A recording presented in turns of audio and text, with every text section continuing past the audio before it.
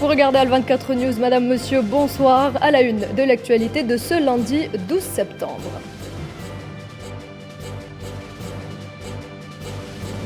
Bamako accuse Paris de fournir des renseignements et des armes de guerre aux groupes terroristes dans la région et affirme avoir de nouvelles preuves impliquant l'État français.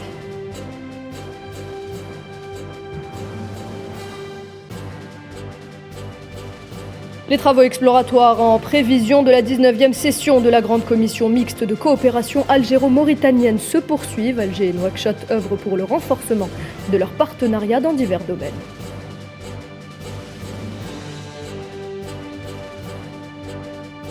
La capitale autrichienne abrite une réunion de l'Agence internationale de l'énergie atomique pour discuter de la centrale nucléaire ukrainienne de Zaporijia et du programme nucléaire iranien.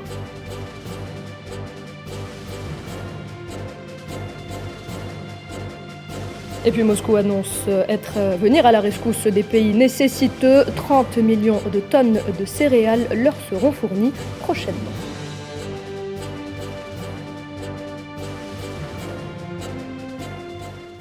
Cela fait maintenant plusieurs semaines que Bamako accuse Paris de fournir des renseignements et des armes aux groupes terroristes. Le Mali, qui attend toujours une réunion d'urgence du Conseil de sécurité de l'Organisation des Nations Unies, le gouvernement malien aurait de nouvelles preuves impliquant l'État français. Les détails avec Tinhinan Makassi. Le Mali ne compte pas lâcher l'affaire et semble être prêt à fournir de nouvelles preuves quant à sa plainte au Conseil de sécurité des Nations Unies, accusant la France non seulement de violer son espace aérien, mais aussi d'apporter une aide militaire et logistique aux groupes terroristes qui sévissent au nord et au centre du pays. Nous avons introduit une plainte avec des preuves à l'appui. En tout cas, tous les cas de violation ont été présentés, bien documentés. Et nous avons bien entendu d'autres preuves qui seront présentées, quand nous l'espérons, à la suite de cette session spéciale du Conseil de sécurité des Nations Unies, et que nous appelons de tous nos vœux. Le 16 août dernier, le ministre des Affaires étrangères malien, Abdoulaye Diop, a jeté un pavé dans la mare en adressant une lettre très sérieuse à l'organisation onusienne, réclamant une réunion d'urgence du Conseil de sécurité. La question du soutien logistique aux groupes terroristes a été dévoilée au grand jour peu avant le départ de l'armée française des territoires maliens, en raison de la recrudescence des attaques des groupes armés dans le pays. Des accusations fortement soutenues par les habitants des régions touchées par cet abcès sécuritaire. Face à ces accusations, l'armée française affirme que ces survols de l'espace aérien malien étaient légaux, tout en niant le reste des accusations. Cela fait des mois déjà que les deux pays se regardent en chien de faïence, laissant paraître des signes d'une véritable guerre diplomatique, sur fond de coopération militaire désavantageuse pour le Mali et sa souveraineté. Le Mali, n'étant pas membre du Conseil de sécurité, contrairement à la France, doit attendre que sa demande soit relayée par un pays membre permanent ou observateur. Cela dit, sur ce dossier, la France étant un pays membre permanent peut faire valoir son droit de veto. Par ailleurs, un sommet extraordinaire de la CEDEAO serait convoqué en marge de l'Assemblée générale de l'ONU à New York, en terre américaine, pour discuter justement de la situation au Mali et de la Guinée-Conakry. Il s'agit d'une information relayée par certains médias. On rappelle que le Burkina Faso assure actuellement la présidence tournante de la CEDEAO et qu'une réunion de l'organisation hors du continent africain serait une première. Pour en parler, nous avons en direct avec nous depuis Bamako le journaliste malien au quotidien L'Indépendant, Massiré Diop. Bonsoir. Bonsoir. Est-ce que l'information à propos de la réunion donc de la CEDEAO qui devrait se tenir à New York a été confirmée? Si elle venait à l'être, quelle lecture pourrions-nous en faire? Comme je vous le disais, bonsoir. Vous savez, moi je pense que au cours de sa dernière, en tout cas son dernier sommet, la dernière session de son sommet, la CEDEAO la présidence de la CEDEAO avait été confiée plutôt à la Guinée-Bissau, du président Yero Embalo Sissoko. Maintenant que cette réunion ou bien ce sommet de la CEDEAO se tienne à New York, en marge de l'Assemblée générale des Nations Unies, bon, en soi, ça peut envoyer une certaine mauvaise image parce que on pourrait penser que c'est une organisation qui est instrumentalisée et téléguidée de l'extérieur, ce que beaucoup, en tout cas, dénoncent, ce que beaucoup dénoncent par rapport à la CEDEAO pour dire qu'elle n'est pas autonome et souveraine dans ses prises de décision. Mais bon, moi, je pense aussi qu'il y a eu, que ce n'est pas un précédent, ce n'est pas un précédent. Je me rappelle qu'il y avait eu une fois un sommet de la Ligue arabe où des chefs d'État de la zone ouest africaine, surtout ceux qui président des pays qui sont sous couvert de l'OMVS, c'est-à-dire l'Organisation de la mise en valeur du fleuve Sénégal, qui s'étaient réunis là-bas. Bon, ce sont des occasions comme ça, ce sont des occasions. L'occasion a été mise, l'occasion peut-être c'est l'Assemblée générale de l'ONU. Maintenant, en marge, des réunions peuvent se tenir pour. Et justement, voilà. Mais justement, est-ce que cette réunion, elle a été confirmée? Est-ce qu'elle aura vraiment lieu à New York? Bon, en tout cas, pour le moment, on ne peut pas dire encore que on peut pas parler de confirmation parce que jusqu'à présent, la confirmation, je crois, c'est par voie officielle. Mais en tout cas, selon des indiscrétions et selon des sources assez bien introduites et crédibles, que cette réunion pourrait vraiment se tenir en marge des travaux de l'Assemblée générale de l'ONU, ce sommet en tout cas de la CEDEAO sur le Mali et le Burkina Faso, voilà. Et la Guinée plutôt, la Guinée-Conakry. La Guinée-Conakry, effectivement. Très bien, Monsieur Diop. Alors, Bamako parle de nouvelles preuves irréfutables que la capitale donc malienne pourrait présenter devant les Nations Unies pour prouver que la France, on l'a vu dans le sujet en ouverture de ce journal, que la France soutient les groupes terroristes au Mali. Qu'est-ce qui a filtré sur cette affaire ? Bon, pour le moment, en tout cas, en tant que simple observateur, nous n'avons pas eu d'écho qu'il y a de nouvelles preuves qui ont été apportées par rapport à cette plainte déposée par le gouvernement malien auprès des Nations Unies. Mais Bamako dit en détenir des preuves que d'abord son espace aérien a été plusieurs fois violé par Paris, et ce qui n'est pas du tout nouveau. Je crois que depuis quelque temps, on en parlait déjà. Et l'autre fait nouveau, c'est par rapport au soutien que la France aurait apporté aux terroristes dans l'exécution de certaines attaques. Bon, moi, en tout cas, je dis que si, par exemple, ces preuves existent vraiment, dans ce cas, on parlerait d'un terrorisme d'État, comme ce que actuellement l'Israël exerce dans les territoires palestiniens. Et là, ça mérite une rupture pure et dure de toute relation entre les deux pays. Mais contrairement à ça, je vois que les deux pays n'ont pas encore rompu de liens. Et la rue, en tout cas, se pose beaucoup de questions. Mais là, jusqu'à présent, on attend cette réunion pour vraiment que ces sujets soient discutés, parce que cela implique aussi une question de sécurité internationale. Donc c'est pour ça qu'il est important que cette réunion se tienne.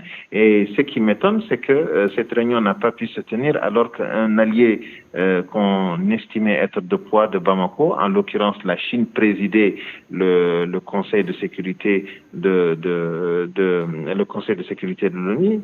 C'est à ce moment qu'on devait tenir cette réunion, et ça ne s'est pas tenu. Très bien, merci beaucoup, Monsieur Massiré Diop. Ok, d'accord. Très bien, merci beaucoup, Monsieur Massiré Diop. Je rappelle que vous êtes journaliste malien au quotidien L'Indépendant. Dans l'actualité également, le gouvernement portugais est appelé à adopter des attitudes favorisant l'autodétermination du peuple sahraoui. Un appel lancé par le parti politique Bloc de Gauche lors d'une réunion entre une délégation du parti portugais et le nouveau représentant du Front Polisario au Portugal, demandant au Portugal donc d'adopter une position plus forte au sein de l'Union européenne concernant cette question. Le Bloc de Gauche a également déclaré que le processus de mise en place du référendum sous les auspices des Nations Unies est un processus qui dure depuis des décennies et qui a toujours été bloqué par le Maroc.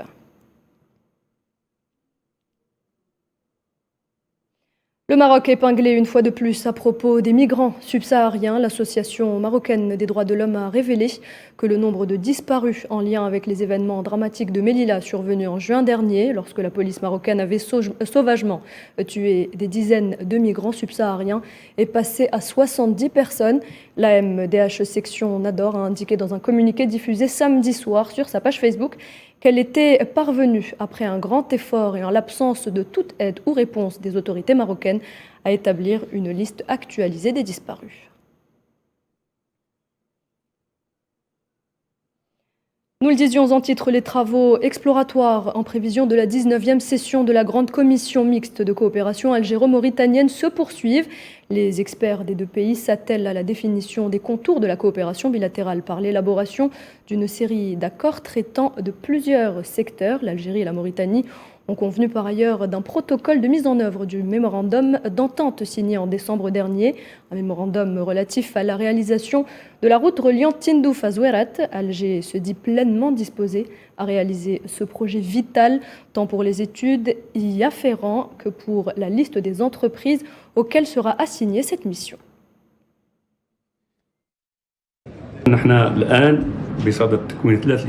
Nous sommes sur le point de créer 3 commissions. Une commission économique, une commission de ressources humaines et une commission d'écriture de textes. Cette dernière est très importante car elle aura pour mission de régir les textes et les préparer à la signature dans le cadre de la grande commission commune de mercredi 14 septembre. Retour en Algérie, les travaux du Forum intergénérationnel pour le soutien à l'action arabe commune se poursuivent à Oran, dans l'est de l'Algérie, avec la participation des plus hauts responsables et des militants de la société civile, ainsi que des influenceurs et des personnalités académiques de 19 pays arabes. Jusqu'au 15 septembre, les débats porteront notamment sur des questions primordiales qui se posent à la nation arabe, notamment les sécurités énergétiques, alimentaires, sanitaires et les changements climatiques. Il s'agira également d'examiner les défis posés au monde arabe à l'ombre des transformations géopolitiques que traverse le monde. Sofiane Baroudi. Le Forum de la société civile pour la continuité des générations, organisé par l'Observatoire national algérien de la société civile, qui a pour objectif affiché le renforcement de l'action arabe commune, a poursuivi ses travaux à Oran. La session du jour était consacrée à une thématique névralgique, à savoir le rôle de la société civile à la lumière des défis posés au monde arabe, à l'ombre des bifurcations géopolitiques qui impactent les équilibres globaux et redéfinissent en profondeur les relations internationales.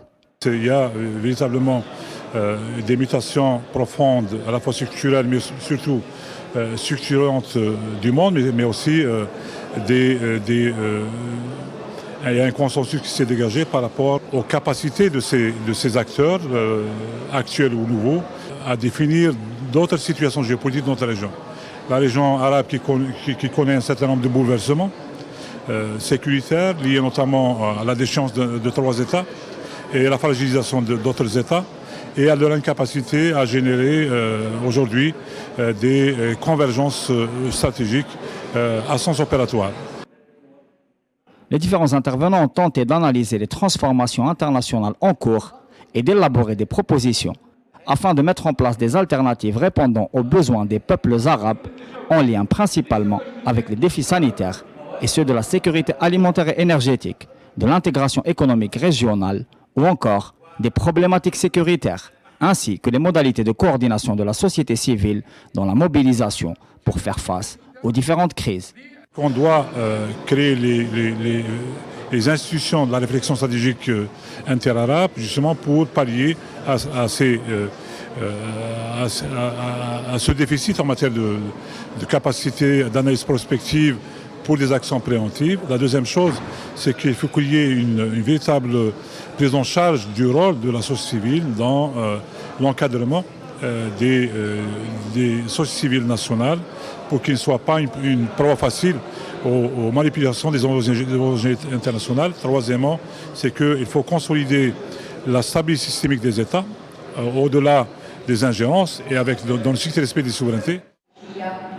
Des débats très animés, parfois passionnés, ont marqué la journée, qui s'est déroulée dans une atmosphère d'échange démocratique, démontrant s'il le fallait le rôle déterminant de l'Algérie dans la mise en place d'espaces de coopération et de plateformes d'expression permettant d'engager des réformes profondes, considérées unanimement comme étant une nécessité salutaire.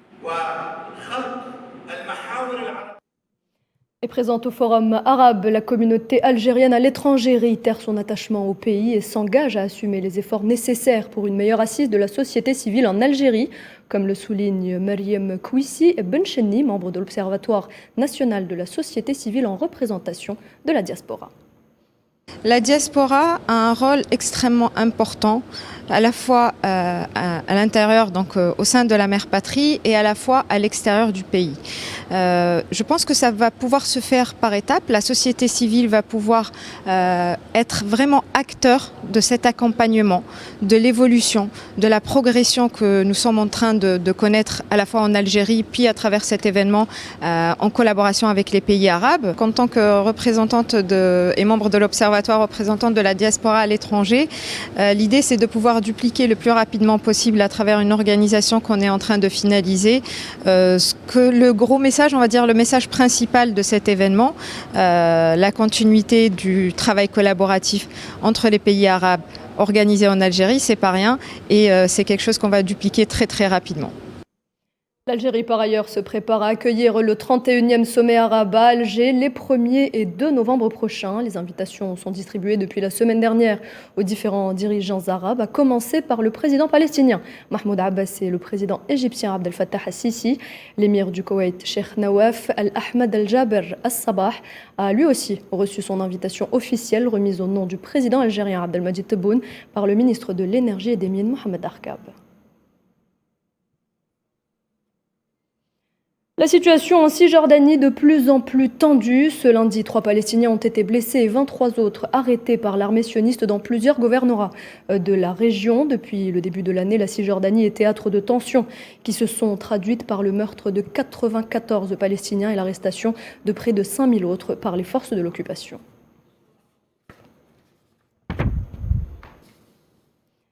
En Irak, Al-Maliki se dresse une nouvelle fois face à Al-Sadr et affirme qu'il n'est pas nécessaire de parler de dissolution du Parlement. L'ancien Premier ministre a appelé à la formation d'un gouvernement, mais aussi à la reprise des travaux du Parlement, estimant qu'il n'est pas nécessaire de procéder à sa dissolution. Cette déclaration confirme les divergences au sein même de l'Alliance du cadre de coordination et renforce également les craintes d'un retour à l'escalade dans le pays. Au Yémen, en revanche, la trêve entre les rebelles Houthis et le gouvernement yéménite semble porter ses fruits. Il y a un très fort consensus interne et international en faveur de sa continuité. La plupart des pays de la région soutiennent une résolution pacifique, a déclaré Timothy Lenderking, l'envoyé spécial américain pour le Yémen. Direction le Liban à présent, où la crise économique dure depuis 3 ans maintenant. Conséquence d'un tiraillement de la classe politique, le pays continue de tourner au ralenti. Par ailleurs, l'absence d'un consensus parlementaire pourrait mettre en péril les prochaines élections présidentielles en octobre prochain. Iman Merad. Depuis 2019, le Liban vit une profonde crise économique imputée par une grande partie des Libanais à la mauvaise gestion, la corruption et la négligence des dirigeants en poste depuis la nuit des temps. La crise économique s'est immaculée par des restrictions bancaires drastiques et une monnaie locale égarant plus de 90% de sa valeur par rapport au dollar sur le marché noir. Pour faire face à cet effondrement économique, des milliers d'emplois ont été supprimés, des succursales ont été fermées et des prêts bancaires ont été suspendus. La division politique et l'absence d'un consensus parlementaire pourraient mettre en difficulté l'élection du successeur de Michel Aoun à la présidence de la République, prévue le 31 octobre prochain, selon la constitution libanaise. Aucune coalition politique n'est en mesure d'assurer la majorité des 2/3 des membres de la Chambre pour élire un nouveau chef d'État. Seul un candidat consensuel pourrait délier la situation. La réalité est tout autre. Aucune éventuelle alliance en perspective entre le courant patriotique libre chrétien fondé par Michel Aoun et le mouvement Amel chiite du président du Parlement Nabih Berri. Les choses ne semblent pas se tasser. Le Hezbollah ne parvient pas à calmer le jeu entre ses alliés, et ce, malgré l'influence dont il jouit.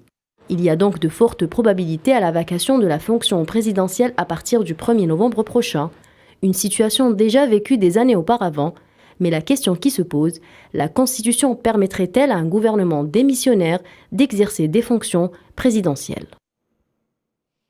Agenda chargé pour l'Agence internationale de l'énergie atomique. Le Conseil des gouverneurs de l'agence se réunit ce lundi à Vienne, en Autriche, pour discuter du nucléaire iranien, mais aussi de la centrale nucléaire ukrainienne de Zaporijia. Kiev et Moscou montrent des signes d'intérêt pour la création d'une zone de sécurité autour de la plus grande centrale nucléaire d'Europe en Ukraine.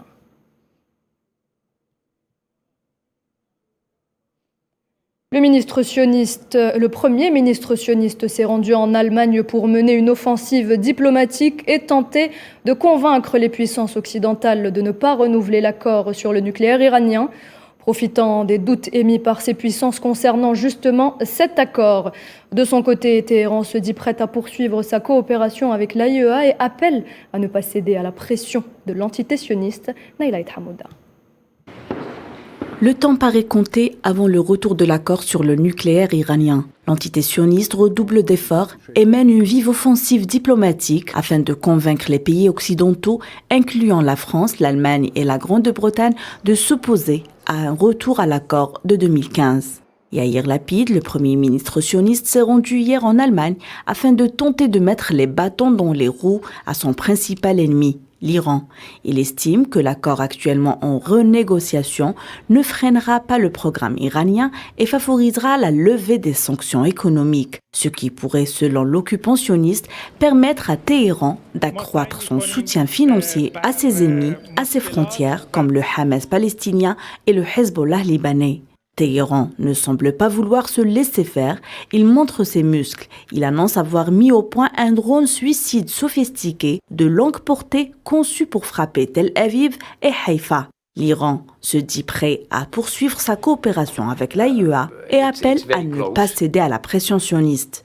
Ces événements successifs interviennent alors que l'Allemagne, la France et la Grande-Bretagne ont déclaré qu'elles avaient de sérieux doutes sur les intentions de l'Iran à parvenir à un résultat positif dans les négociations en cours pour sauver l'accord de 2015 sur le nucléaire, après que Téhéran a déclaré qu'il conditionnait la relance de l'accord à la clôture des enquêtes de l'AIEA concernant des sites nucléaires non déclarés. L'entité sioniste redouble d'efforts pour que Washington tienne compte de ses préoccupations. Elle joue de mauvais tours diplomatiques pour faire pression et appelle les États-Unis à cesser toute négociation avec l'Iran. Pour la première fois depuis le début de la pandémie de Covid-19, le président chinois Xi Jinping se rendra à l'étranger cette semaine. Destination le Kazakhstan et l'Ouzbékistan, l'occasion notamment de participer au sommet des dirigeants des États membres de l'Organisation de coopération de Shanghai à Samarcande et de s'y entretenir avec le président russe Vladimir Poutine, un entretien sur fond de sanctions occidentales à l'encontre de Moscou. Et l'Afrique serait-elle prise en étau dans le bras de fer entre la Russie et l'Occident ? Le président russe Vladimir Poutine a déploré cette semaine que les exportations de céréales depuis les ports de la mer Noire ne profiteraient pas aux pays en développement, notamment les pays du vieux continent. Il va même plus loin puisque des obstacles selon lui sont créés délibérément par l'Occident pour amoindrir les livraisons de céréales russes vers certains pays. Karim Bouaziz. Ironie de l'histoire, le mois où disparaît l'un des protagonistes de la guerre froide, Mikhail Gorbatchev, l'épreuve de force entre l'Occident, dont les États-Unis et la Russie, s'exacerbe de plus belle. Or cette fois-ci, l'enjeu alimentaire prend de plus en plus d'ampleur, et ce malgré des accords multilatéraux signés à Istanbul sous l'égide des Nations Unies le 22 juillet dernier sur la levée des restrictions à l'approvisionnement en produits russes et sur l'aide de la Russie à l'exportation de céréales ukrainiens via la mer Noire à partir de 3 ports, dont Odessa. Sauf que selon le président russe Vladimir Poutine, certains pays occidentaux remettaient en cause ces mêmes accords alimentaires. Poutine avait indiqué que Moscou avait l'intention de fournir 30 millions de tonnes de céréales aux pays nécessiteux avant la fin de l'année. Or, d'après les données reconnues par l'ONU, les pays africains menacés de crise alimentaire recevraient peu de livraisons. En effet, sur 105 navires transportant près de 3 millions de tonnes de blé ukrainien ayant quitté les ports d'Ukraine, 27% de livraisons arriveraient seulement au Moyen-Orient et en Afrique, alors que l'UE concentrerait plus de 40%. Toujours Poutine, lequel n'hésitant pas à parler de discrimination, voire de comportement de colonisateur de l'Occident envers les pays d'Asie, d'Afrique et du Moyen-Orient. met en perspective que le Congrès américain avait évalué le mois dernier la portée des activités russes en Afrique afin de vérifier que celles-ci ne compromettaient pas les objectifs et intérêts américains. En effet, tout achat de pétrole russe ou de céréales serait pesé par Washington comme un financement contribuant à la guerre en Ukraine. Des partenaires commerciaux à la Russie pourraient avoir des comptes à rendre où les rétorsions commerciales ne seraient pas exclues dans un avenir proche. Et dans son traditionnel discours quotidien, le président ukrainien Volodymyr Zelensky annonce que les troupes ukrainiennes ont reconquis 2000 km² de territoire ce mois-ci, alors que la Russie a annoncé qu'elle envoyait des renforts dans la région de Kharkiv, dans l'est de l'Ukraine. Sport football pour finir, par respect et en hommage à la reine Elisabeth II, la Première Ligue a décidé de reporter les matchs du week-end. La disparition de la reine d'Angleterre a également entraîné le report de 2 matchs des compétitions européennes. Les détails avec Salah Faisal. L'UEFA a annoncé ce lundi le report du match de l'Europa League entre Arsenal et le PSV Eindhoven prévu ce jeudi. Le match a été reporté à cause d'un manque de personnel de sécurité après la mort de la reine Elisabeth II. Cette décision est prise au lendemain du report de Glasgow Rangers-Naples, une affiche de Ligue des Champions décalée d'une journée pour les mêmes raisons. La deuxième journée de la Ligue des Champions se jouera bien mardi et mercredi. Les fans du foot auront le droit du premier acte de la saison. Barça-Bayern ce mardi, Lewandowski sera de retour à l'Allianz Arena, mais avec les couleurs des Blaugrana, après 8 saisons au Bayern. Liverpool sera face à l'Ajax mercredi au stade de l'Etihad. Le monstre Haaland affrontera son ancien club, le Borussia Dortmund. Le Milan AC cherchera sa première victoire face au Dynamo Zagreb. Voilà, c'est la fin de cette édition. Merci de l'avoir suivi. L'information continue sur nos différents réseaux sociaux. Il vous suffit de scanner le QR code qui s'affiche en bas de votre écran. À demain 19h.